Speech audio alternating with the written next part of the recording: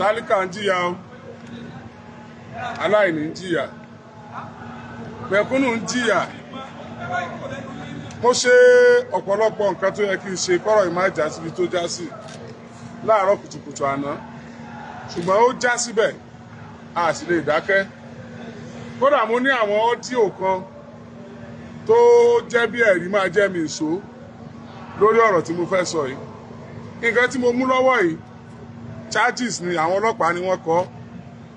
Charges tí ọlọ́pàá kọ yìí ni mo fẹ́ kí ẹ̀yin ọmọ Nàìjíríà bá wa ṣiṣẹ́ lé lórí o. Wọ́n ní mọ́gàjí kan nìbàdàn àbí nílùú bòmí ó tiẹ̀ lé mọ́ jẹ́ ìlú Ìbàdàn gan kí wọ́n fi pè Ìbàdàn. Ó lóun wà nú ẹgbẹ́ kan tí ó jẹ́ pé ẹgbẹ́ yẹn èèyàn gbọ́dọ̀ máa fi gbogbo ẹnu sọ pé irú ẹgbẹ́ bẹ́ẹ̀ lèèyàn kan ti jáde tó ṣe irú nǹkan bẹ́ẹ̀. Èmi ọ̀gbà ó parọ́ mẹ́gbẹ́ yẹn ni. Ní orílẹ̀-èdè Nàìjíríà tá a wà yìí àbíkọ́lọ́ ó ṣàánú wa o. Tẹ́ bá wo àkọlé ọ̀rọ̀ tẹ́ ń wò yìí, mo sọ pé tálíkà ń jìyà, tálíkà kúùyà, aláìní kúùyà, aráàlú kúùyà, ẹ tí ò léèyàn kúùyà. Ọmọbìnrin kan ní àwọn òbí ẹ̀ náwó lé lórí gẹ́gẹ́ bí kálukú ṣe náwó lọ́mọ tiẹ̀ náà lé lórí pé kó wọ́n jẹun ọmọ. Orí ọ̀kadà lọ́wà ni àwọn èèyàn ìkẹta ń kọ́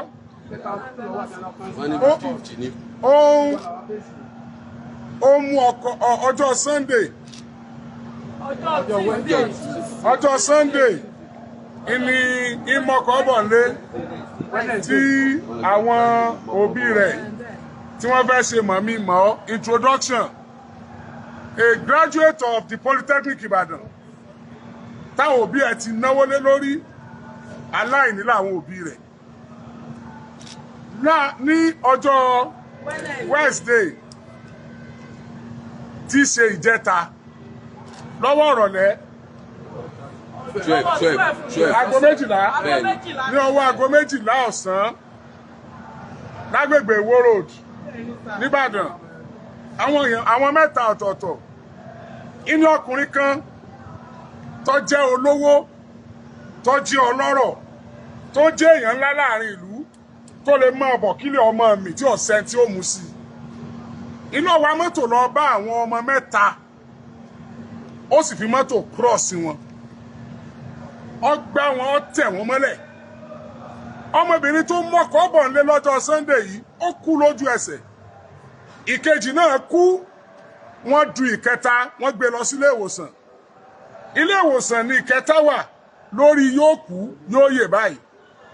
Ẹ̀wà mọ tó bà nínú jẹ́ jù ní pé ẹni tó wa mọ́tò yẹn kò láǹfààní àti wa mọ́tò lábẹ́ òfin nítorí pé kò ní driver's license lásìkò tó wa mọ́tò yẹn. Lẹ́yìn tí wọ́n ju ẹ̀mí àwọn yẹn tẹ́ pé àwọn méjì ti kú tán, ọ̀rọ̀ dọ̀rọ̀ ọlọ́pàá. Wọ́n gbé délé sí ọlọ́pàá ní ìjẹta. Bí ọwọ́ aago mélòó ilẹ̀ délé sí ọlọ́pàá? Ní alẹ́. Ọwọ́ alẹ́ bí aago méje ni wọ́n gbé délé sí ọlọ́pàá tó wà ní Ìwó Road Ìbàdàn ní Texting Grand lọ́wọ́ alẹ́ aago méje. Ṣùgbọ́n gbà tó di àárọ̀ ọjọ́ kejì, àwọn ìṣẹ̀lẹ̀ kan ṣẹlẹ̀ nígbà délé sí ọlọ́pàá tí mi ò ní sọ. Gbà tó di àárọ̀ ọjọ́ kejì, àwọn òbí ọmọ rí wípé báwọn ṣe ń wò yìí ó dàbí pẹ́ni ìlẹ́nu pẹ̀lú bí ṣe ń pe àwọn èèyàn tí sì ń fọwọ́ gbáyà pé kò sí tí ó ṣẹlẹ̀. Tí àwọn tí ń pè bó bá pẹ̀lómi à ní Honorable lágbájá, á pẹ̀lómi à ní Chief lágbájá, òun ti wà bí nǹkan bá ìṣẹ̀lẹ̀. Àṣẹ̀yìnwá àṣẹ̀yìnbọ̀ ọmọ Nàìjíríà, aago méje alẹ́ òun ni wọ́n gbé ẹni ìdọ́dọ̀ ọlọ́pàá o. Ìgbà tó di, torí pé èmi máa ń sọ fún yín, máa ní ẹ má ṣe jungle justice. Ìdí tá a fi ní ẹ má ṣe jungle justice ni tá à ń ṣe yìí. Ìdí tá a fi ní ẹ má ṣe jungle justice ni wípé a mọ̀ wípé tẹ́ ẹ bá tọ̀nà tó yẹ kẹ́ ẹ tọ̀, á rí ìdájọ́ òdodo gbà fún yín. Ṣùgbọ́n ìwé tí ń bẹ lọ́wọ́ mi yìí, ó ń béèrè oríṣiríṣi ìbéèrè lọ́wọ́ ẹ̀ka ètò ìdájọ́ orílẹ̀-èdè Nàìjíríà. Ó ń béèrè ìbéèrè oríṣiríṣi lọ́wọ́ ìjọba ó ń pe àwọn agbófinró ó ń pe àwọn amòfin wípé kí ni wọ́n ń pè ní manslaughter kí ni wọ́n ń pè ní murder kí ni DPP wà fún ẹjọ́ wo ó ní májísírèètì lágbára àti dá ẹjọ́ wo sì ni májísírèètì ní ó lágbára àti dá kò yé wa mọ́ o mo sọ̀rọ̀ kẹ́ńjọ́ ní mo ní kọ́lọ́ wọn ṣàánú wa pẹ̀lú ẹ̀ka àwọn agbófinró orílẹ̀-èdè Nàìjíríà bí àwọn tó dá ṣe pọ̀ tó ń bẹ̀ bẹ́ẹ̀ ni àwọn kan bẹ́ẹ̀ tí wọ́n bẹ̀rù Ọlọ́run rárá màá ka tó wà lọ́wọ́ mi yìí. I could remember vividly the first time in the year 2017 that I had issue. I knew what happened then. My matter was unable to be charged to court without the legal advice from Nigerian police. The legal department must be aware of a matter like this before it could be charged to court. I don't know. There may be a lot of lacuna in Nigerian constitution that the legal luminaries, legal practitioners need to break down to us, as in Awata Jaralu, for us to understand better.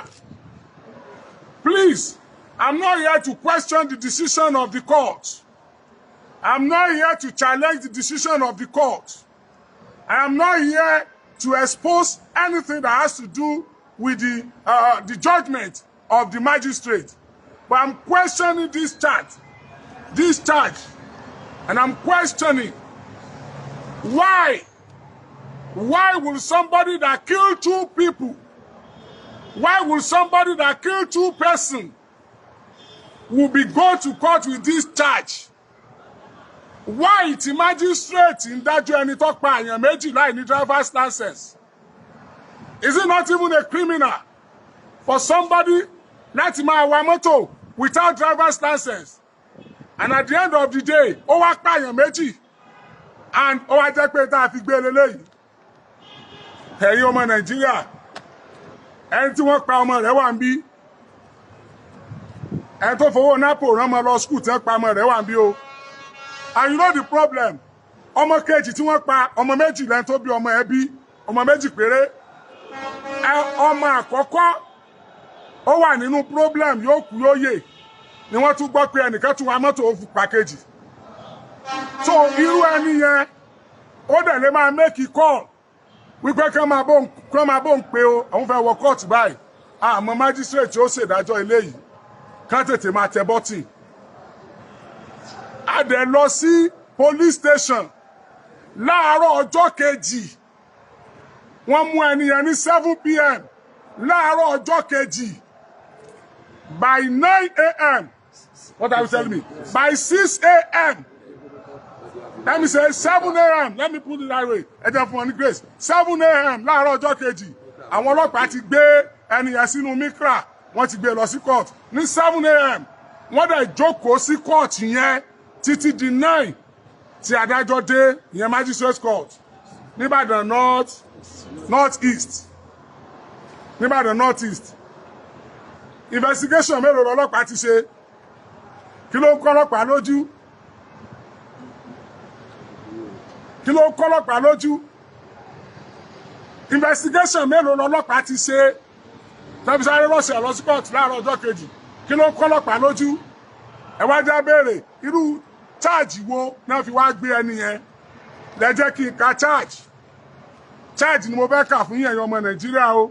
Ẹni tó pààyàn méjì láì ní driver's license tí ó sì tún já wípé ẹnì kẹta wà ní ẹsẹ̀ kan ayé ẹsẹ̀ kan ọ̀run nítorí pé aláìní làwọn tọmọ wọn kú ní ò question ilé ẹjọ́ lẹ́ẹ̀kan sí ṣùgbọ́n wọ́n faraàlú ní report charge táwọn ọlọ́pàá kọ. I communicated the PPRO Oyo State Police Command. He spoke very well, very intelligent man. Gbogbo ògbésẹ̀ láti prevent kí wọ́n gbé ẹni yẹn lọ sí court láàárọ̀ àná pẹ̀lú irú charge eléyìí it proves abortive.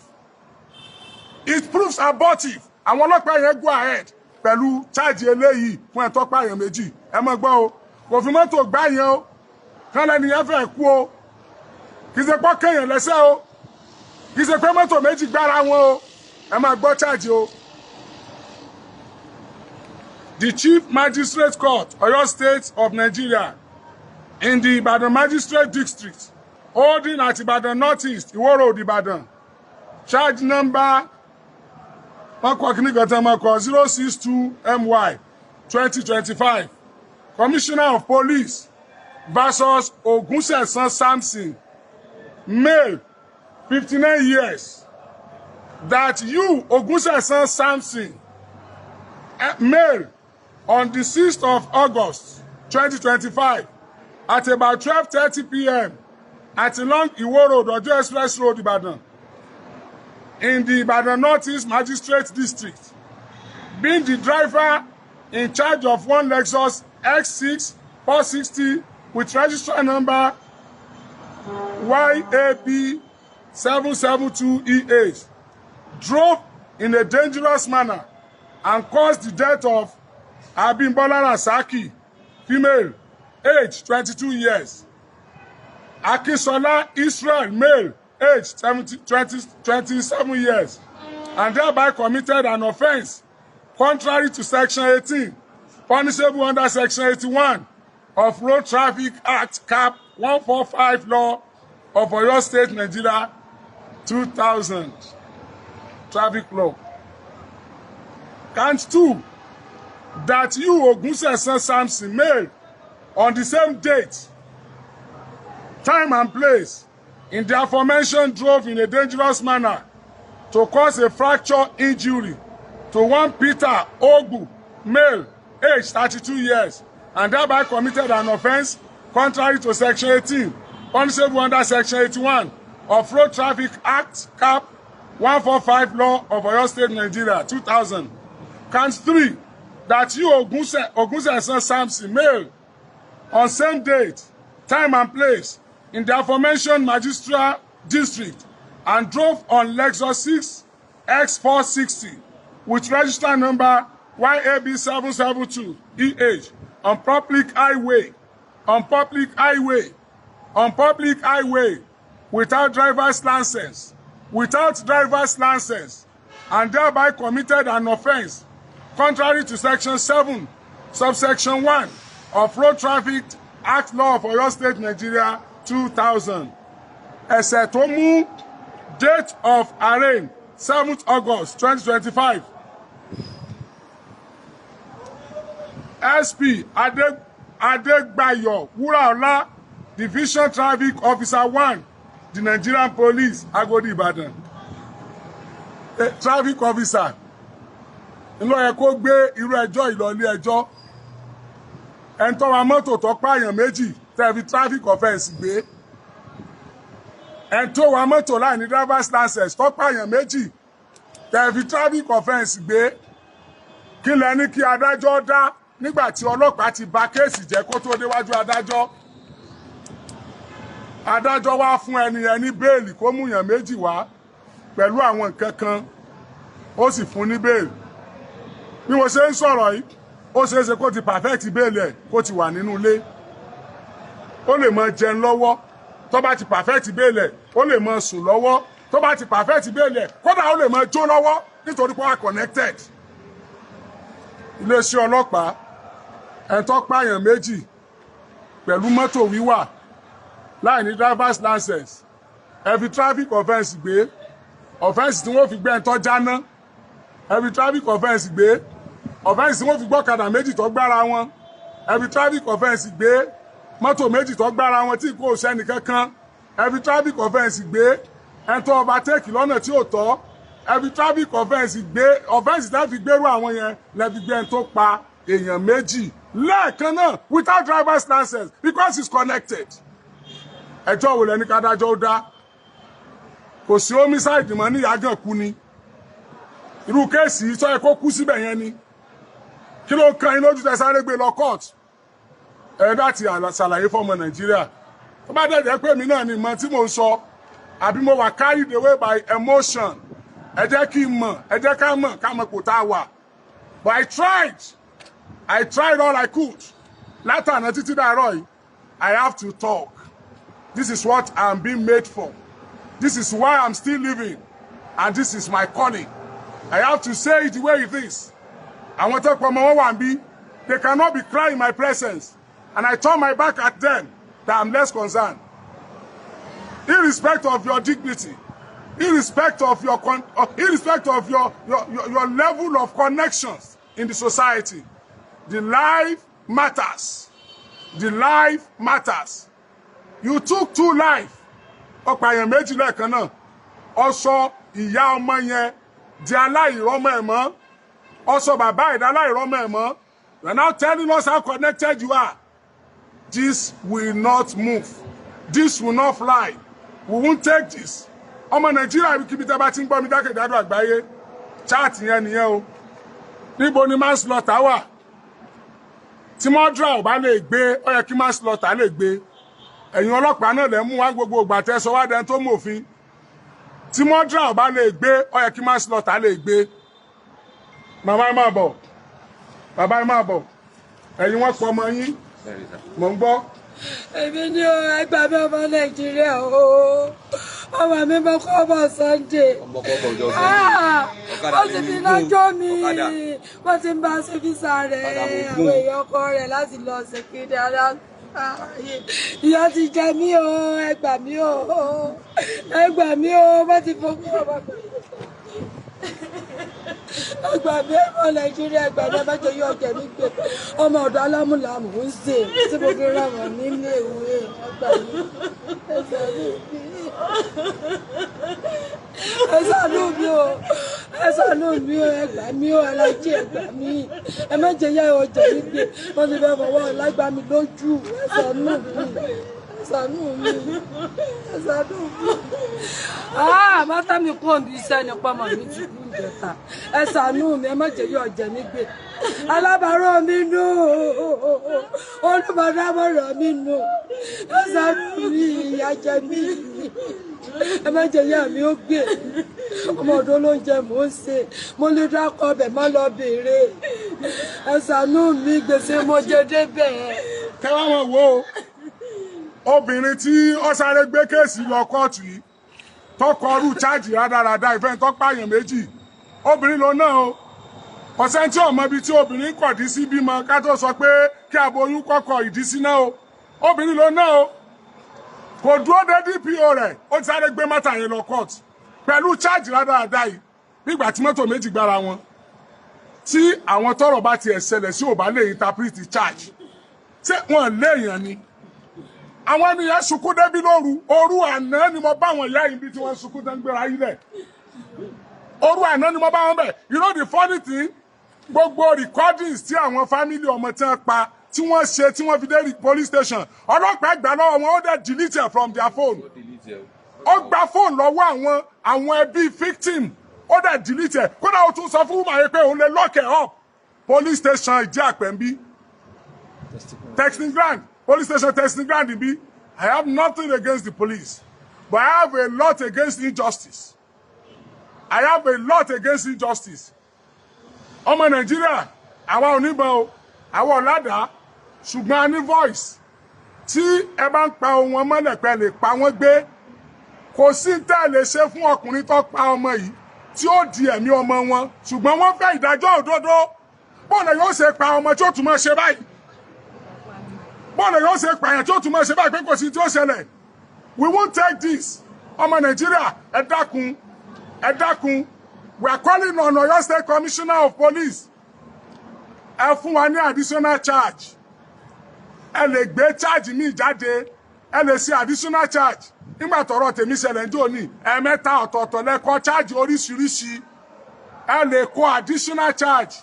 Gbogbo Agodi tí mò ń pò yìí Agodi Ọlọ́run fẹ́ kí n mọ òfin ká lè mọ tó di aráàlú àti tó tú ni please ẹ lè ṣe additional charge. CP Fẹ́mi Arúnà. Ó dùn mí pé mi ò tí meet CP Fẹ́mi Arúlógún the new CP CP Fẹ́mi Arúnà ó dùn mí pé mi tí meet yín. I'm welcoming to Oyo State. I'm using this medium to welcome you to Oyo State once again. This is Horiyomi Hamzat. This is what I'm known for. I know you will never condone indiscipline. I know this is not your style. These people have been into this business for long. Please, sir, we have to put an end to this indiscipline. This unprofessional attitude of some police officers. Please, sir, we have to do something about this. I learned you're a very good person. I've made my research. I've conducted a lot of investigation. Even if you have any new commissioner of police in Oyo State, I will do my investigation, sir. I was made to realize that you are a disciplined officer. You are a very straightforward boss. Please, sir, help us to investigate this. Please, sir, I have communicated the PPRO in Oyo State. Please, sir, do something about this. We are not comfortable with this. We are not satisfied with this. This is injustice. This is cheating. Please, we cannot agree with this charge. Kí ọlọ́pàá gbé charge gidi lọ síwájú adájọ́ kádájọ́ lè dá ẹjọ́. Wọ́n lè gbé charge gidi déwájú magistrate. Kí magistrate dárú ẹjọ́ yìí. A ní kẹ́ lọ tọ́jú máa yẹn sí prison. Kán fi gbé ẹjọ́ lọ sí high court ni. Wọ́n wá gbé case yẹn lọ sí DPP. Everything based on DPP advice. DPP advice ló máa sọ irú ẹjọ́ tí wọ́n dá fún. Please, we are on this. Please, please. Ìgbésẹ̀ tẹ́ gbé yóò lè jẹ́ kẹ́ tó dáràn lọ bá family tó pa àwọn èèyàn rẹ̀. Fẹ́ẹ́ gbé gbèsè gidi yóò lọ bá family. Yóò mọ̀ bí ó ṣe bá wọn sọ̀rọ̀. Wọ́n wá wò pé ọmọ àwọn ti kú, ẹja ṣe báyìí, ẹja ṣe báyìí. Ṣùgbọ́n ìgbésẹ̀ tẹ́ gbé yìí, ó jẹ́ kí ẹni tó pààyàn kó tún máa tẹ àwọn tó pa èèyàn wọn lójúmọ́lẹ̀ pé kò sí tẹ́ ṣe. Please do something about this. Bàbá, kí ni ẹ fẹ́ sọ? Kí ni ẹ fẹ́ lórí kú ọmọ yín? Ọmọ Nàìjíríà gbà mí ni o. Wọ́n dẹ̀ kẹ́ dájọ́ òdodo ni o. Ọ̀fẹ́ ó fọwọ́ lá ó fi ń gbà wá lójú ni o. Ọmọ mi mú ọmọ kọ́ bọ̀ wálé ní ọdún ní Sunday tí ń bọ̀ yìí o. Ó ti ṣe físà, wọ́n ti ṣe físà rẹ̀, ọkọ rẹ̀ ti ṣe físà fún un pé káwọn ọmọ bá ti ṣe tọ́kọ́ mọ́ ọkọ. Ọ̀kadà mò ń gún o. Ọ̀kadà mò ń gún tí mo fi tọ́jú ọmọ mi o. Tí mo fi rán lọ léèwé o. Ìyá rẹ̀ ọmọ ọ̀dọ̀ ìyá rẹ̀ lọ ṣe o. Ẹ̀dá kò ìjà lóòjó mo fẹ́ o. Ẹ̀jọ̀ nítorí Ọlọ́run o. Ẹ gbà mí o. Agídí ọwọ́ aláwọ̀ fi gbá wa lójú o. Àti ṣe bá léèyàn ní o, ẹ gbà wá o. Àti ní pa léèyàn ní o. Àti ní pa léèyàn ní o. Ẹ bẹ́ sọ kankan. Ẹ mọ̀ bọ̀. Ìdájọ́ òdodo lábẹ́ o, àti bàbá òde ọ̀yọ́ wá kó òlù sí àkòsí náà wá ní o. Àti bàbá ẹ̀ ní o. Ẹ dákun ẹ gbà wá o, ẹ ṣàánú wá o. Ẹ mọ̀ jẹ́ wọ́n fi ìyà ìjẹ wá gbé o. Kọ̀ǹkọ̀ kádà, kòkó wọ́n tẹ̀sẹ̀ lọ́ fi rìn tí ẹ fi pa ọ̀pọ̀ ẹ̀rẹ̀ dákun ẹ ṣàánú wá ìyọ̀ wá kó lóhùn wàhálà táwọn wá ìyọ̀. Ẹ dákun ẹ̀yọ̀ wọ Nàìjíríà ẹ ṣàánú fún wa o. Ẹ ṣàánú fún wa sínú ọ̀pọ̀ ní ìrẹ́ rẹ̀ yọ kúrò ọmọ tèmi náà. Tọ́lá ẹgbẹ́ mi ní ọ̀padà dùn. It's all right. It's all right. It's all right. Àtijẹ́ta náà ti wà lórí ẹkún dìsìn. Àtijẹ́ta ni wọ́n ti wà lórí ẹkún dìsìn. Gbogbo ẹni tí ó bá ní fojú sunkún ọmọ kò ní sọ wípé ẹni tó pa ọmọ ọlọ́mọ òun ó daṣọ bò lásìkò ìgbà náà. Ẹni tí ó bá wò pé òun ó daṣọ bò ẹni tó pa ọmọ ọlọ́mọ òun náà fojú sunkún ọmọ tiẹ̀ náà ni. Tó bá ní káwọn tó ní káwọn tó bí ọmọ kó mọ jèrè ọmọ. Oh, òun náà bímọ òun náà fojú sunkún ọmọ rẹ̀ ni. This is not done. We cannot take this. Enough of this madness. Enough of this stupidity. Because you have pen. Because you have a seat that the authority has already constituted for you. That is your òdodo. But when you get there, you use that particular position, that particular pen, that particular uniform, that particular seat. Láti máa oppress àwọn kan, Ọlọ́run ò ní gbà. Àwa náà dẹ̀ ní gbà. Ọmọ Nàìjíríà ó dọwọ́ yín o. Ọmọ Nàìjíríà bá ṣe máa jà ní ta fi máa jàre o. Bá ṣe máa bẹ̀rẹ̀ rẹ̀ o tán lórí Yọmí Túndé o. Àmọ́ra rí, ṣùgbọ́n àmọ́ra rí. Tọ́ra àjọ belong sí kankan náà. A belong sí grassroots level. A belong sí igun aráàlú táwọn kan yàn jẹ. Ẹ dákun torí Ọlọ́run. Ẹ̀yin adájọ́, ẹ̀yin agbófinró, ẹ jọ̀ọ́ ẹ bá pera yín o. Ẹni rẹ̀ pọ̀ nù yín o. Èèyàn dáadáa pọ̀ nù yín o. Kí obìnrin tí wọ́n ń pè ní SP Adégbáyọ̀ Wúràọlá, Adégbáyọ̀ Wúràọlá, Adégbáyọ̀ Wúràọlá, ọlọ́pàá tó wà ní testing ground, ọlẹ́jọ́ láti jẹ́ lójú gbogbo ọmọ Nàìjíríà.